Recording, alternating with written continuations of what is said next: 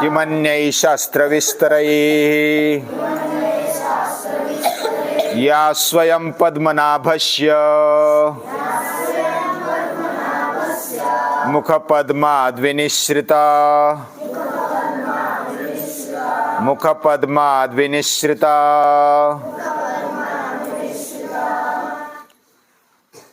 स्वयं पद्मनाभ यानी भगवान के मुख से ये गीता हमें मिली है।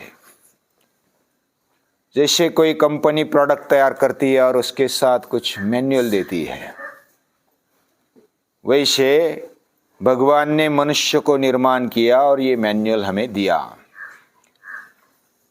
यानी इस जीवन को कैसे चलाना, समस्या आने पर कैसा व्यवहार करना, ये सभी बातें गीता में दी भी है।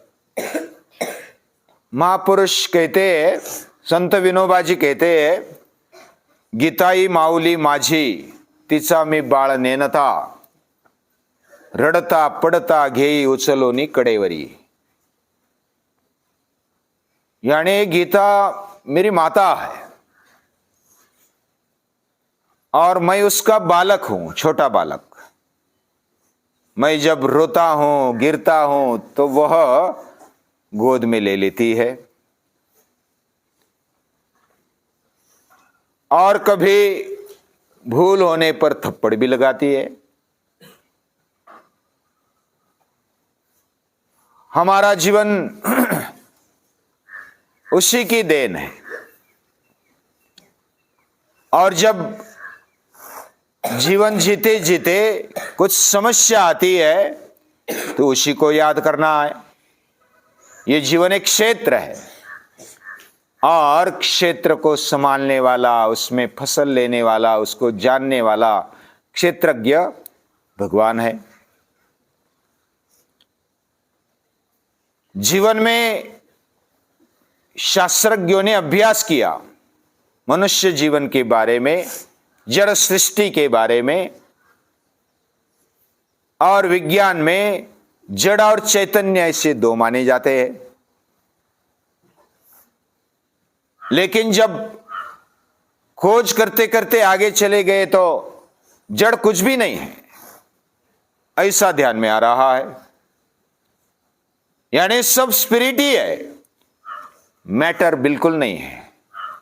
हमें समझ में नहीं आता कि उसमें चैतन्य कैसे छिपा है। एक बार जब एटम बम का निर्माण हुआ, यानी परमाणु बम निर्माण हुआ, तो पहले जब विस्फोट किया, वो विस्फोट करने वाले शास्त्रज्ञ, उनका नाम क्या था?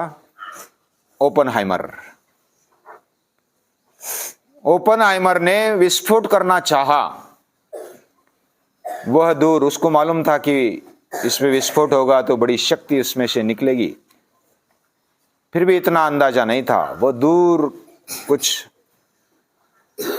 1000 मीटर के अंतर पर, हजारों मीटर के अंतर पर वह कांच की कैबिन में बैठा था और स्फोट जब किया, परमाणु स्फोट, यानी परमाणु, वो जो यूरेनियम धातु होता है ना, उसका परमाणु बनाते हैं, बम बनाते हैं और उसको फोड़ देते हैं तो स्फोट हो जाता है। अब ये स्फोट करना, पहली बार करना है, स्फोट किया तो इतना बड़ा धमाका और इतनी बड़ी ऊर्जा उसमें से आ गई कि वो कल्पना भी नहीं कर सके। वो आश्चर्यचकित हो गए। इतनी बड़ी ऊर्जा, इतने बड़े प्रकाश और बड़ी ज्वाला, ये कैसे निर्माण हो गई इतने में से? और उनको गीता याद आ गई। ये वर्णन मैंने कहां पर तो सुना है, देखा है, पढ़ा है, और ऐसा वर्णन 11वें अध्याय में मिला। दिवि सूर्य सहस्त्रस्य भवेद्युग पदुत्थिता यदि भास सदृशी साक्षात भासस्तस्य महात्मनः। 1000 सूर्य एक साथ चमकेंगे, तब जैसी ऊर्जा होगी, जैसा प्रकाश फैलेगा वैसा प्रकाश मैंने अभी देखा है। और ये किसका रूप है? भगवान का, यानी कि परम पिता परमेश्वर का रूप इस हजारों सूर्य के समान चमकने वाला है। और ये किसमें देखा? एटम बम में। यानी पहले उसको क्या बोलते थे? जड़ बोलते थे, मैटर बोलते थे। इसमें कुछ दम नहीं है, ये निर्जीव है। निर्जीव तो दिखाई देता है बाहर से, लेकिन जब फोड़ा तब पता चला कि इसमें चैतन्य, इसमें ऊर्जा है, इसमें ताकत है। तो उनका जो पहले मानना था, विज्ञान भी मान रहा था कि एक तरफ जड़ है एक तरफ चैतन्य है, तो जड़ ही नहीं रहा। और हमारे ऋषि पहले से ही बोलते ईशावास्यमिदं सर्वम, ये सभी ईश्वरमय है, ईश्वर का ही रूप है ये जगत। तो हमारा जीवन और ये सृष्टि जीवन, हमारा शरीर और अंदर का चैतन्य ये अलग नहीं है। और ये जो चैतन्य है ना, वो हमारा पिता है, हमारी माता है। ये गीता माता बताती है कि तू मेरा पुत्र है, ममैवांशो जीवलोके। लेकिन फिर भी हम रोते हैं। इतने बड़े माता के पिता के बेटे होने पर भी हमें रोना आता है, हम गिड़गिड़ाते हैं, हम लाचार अगतिक बन जाते हैं। तो गीता माता को बड़ा दुख होता है। जैसे हमने एक बार कहानी सुनी थी वो शेर के बच्चे की, वो भूल गया था, बकरियों में चला गया छोटा बच्चा, शेर का छावा, और वो वैसे ही बेबे करने लगा। शेर ने एक दिन देखा और उसको पकड़ा, वो भी डरने लगा, रोने लगा, बचाओ बचाओ। उसकी गर्दन पकड़कर लेकर आया शेर और एक तालाब के नजदीक लेकर उसको दिखाया पानी में, देख तेरा चेहरा कैसा है, मेरा चेहरा कैसा है, तेरे हाथ पांव कैसे, मेरे हाथ पांव कैसे, एक जैसा है कि नहीं है? बोला है। फिर भी रोता था, है बोलता था लेकिन रोता था। फिर मेरे जैसी गर्जना की शेर ने, उसने भी गर्जना की और उसको कॉन्फिडेंस आ गया कि मैं भी शेर का बच्चा हूं, मैं भी शेर का छावा हूं। और उस दिन से उसको पता चला कि मैं तो शेर का छावा हूं। उसकी दाढ़ से फिर बकरियां भागने लगी, बकरियों में रहता था, पता नहीं था कि मैं कौन हूं। ऐसे भगवान हमें याद दे देते कि मां शुच संपदम दैवीम अभिजातोषि पांडवा, तू शोक मत कर, तू दैवी गुणों से जन्मा है, तू मेरा अंश है। सर्वस्य चामृदि सन्निविष्टो। हम गिड़गिड़ाते हैं, हम रोते हैं, बिलखते हैं, हमारा थरकाप हो जाता है। हमारे पास शक्ति है, हमारे पास ज्ञान है, हमारे पास भाव है, विचार है, ये सब होने पर भी, ये सब देते हुए भी हम रोते हैं। जैसा कोई सैनिक के हाथ में, एक हाथ में बंदूक है और एक हाथ में चिलकत है, यानी कि कवच है, फिर भी बोलता है कि मैं कैसे लड़ूं। ऐसी हमारी स्थिति, हमारे हाथ में सब कुछ है फिर भी कैसे लड़ूं। यानी अर्जुन के पास क्या नहीं था? उसके पास धनुष्य है, उसके पास बाण है, उसके पास शक्ति है, उसके पास बुद्धि है, उसके पास सब कुछ है, फिर भी स्वयं को भूल गया है, खुद की ताकत को भूल गया, अज्ञान के कारण मोहित हो गया, अज्ञान बढ़ गया, आ गया।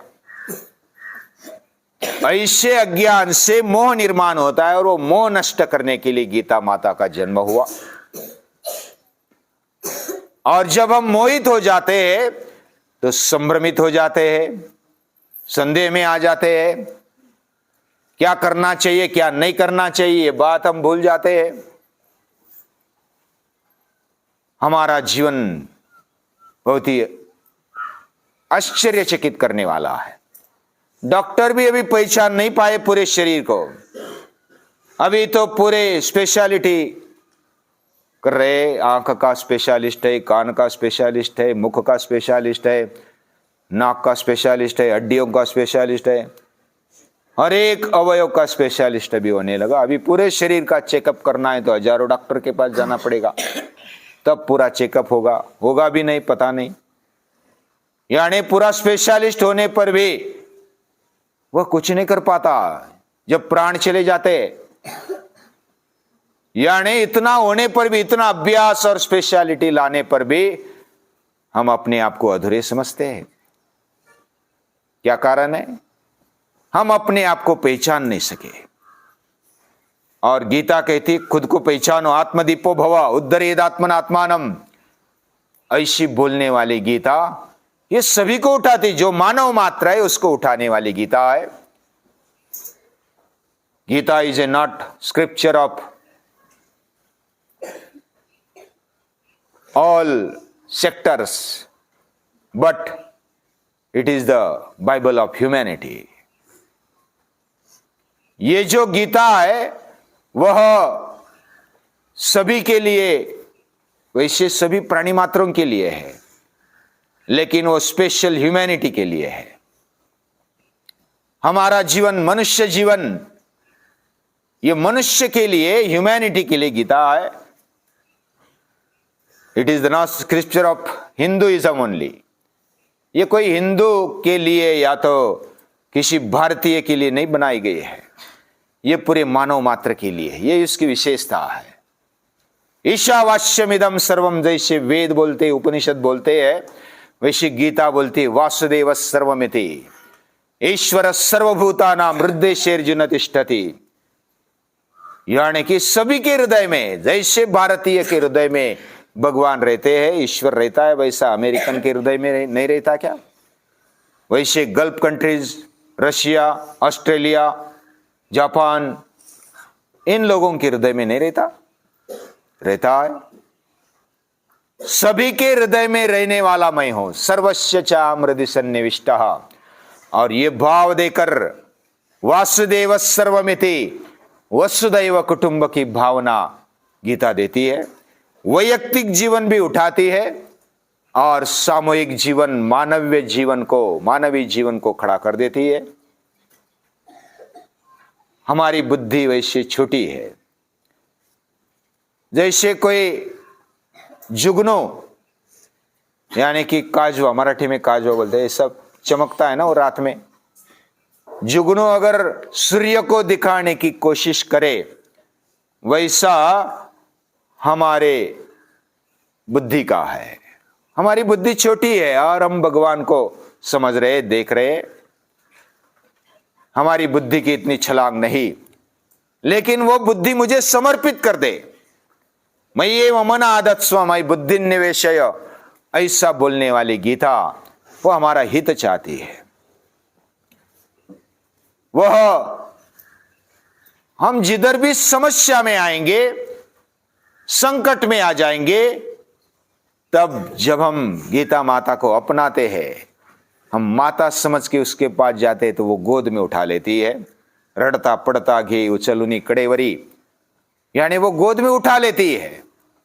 वैसे अर्जुन को बोलती है, यानी अर्जुन हमारा प्रतिनिधि है। मयि वैते निहता पूर्वमेव, मैंने तो अब पहले ही मार डाला है, तो शिव खड़ा हो जा। निमित्त मात्रम भव सव्यसाचिन, तो निमित्त बन जा। लेकिन ऐसा मत समझ कि मैं ही करूंगा, मेरे बिना कुछ नहीं होगा। हृदय पित्वा न भविष्यन्ति सर्वे, तेरे बिना भी हो जाएगा, लेकिन मैं तुझे चाहता हूं, मैं तेरा हित चाहता हूं। वैसे तो कोई भगवान साथ में है अर्जुन के साथ में होने के बावजूद भी अर्जुन को गीता माता बोलती है कि तू खड़ा हो जा, नहीं तो भगवान के लिए कुछ अशक्य था, सभी के 8 फेल कर देता, हो गया युद्ध, एक क्षण में युद्ध खत्म हो जाता। एक सुदर्शन चला देते तो बात खत्म, फिर अर्जुन को लड़वाने की क्या आवश्यकता थी। लेकिन मनुष्य को, अर्जुन को खड़ा करना है। तू स्वयं, मैं तेरे साथ हो, तेरे अंदर हो, तुझे खड़ा होना है। जैसे कोई माँ बाप है या तो दादा है, वो बच्चे को क्या बोलते हैं कि तू उठ, खड़ा हो जा, तेरे पांव पर चल, गिरा है तो भी फिर से उठ जा, फिर खेलने के लिए आ जा मेरे पास।